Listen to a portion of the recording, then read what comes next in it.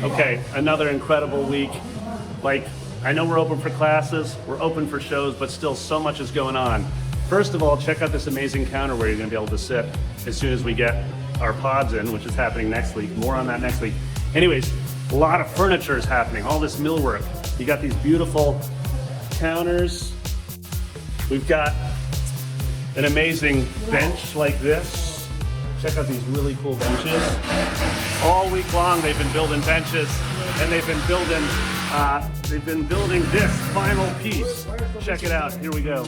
We have the gentlemen here, Earl and crew are putting our desk in.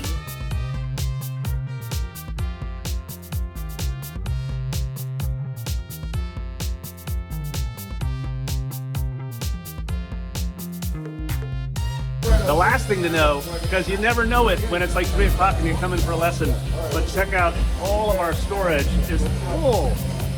Just filling the community room, all that. And it's all going up into the mezzanine up there. So that's what's happening this week. Dig it. You gotta believe. Shows are happening, classes are happening. Everybody's gonna be here. Community is building. We love it.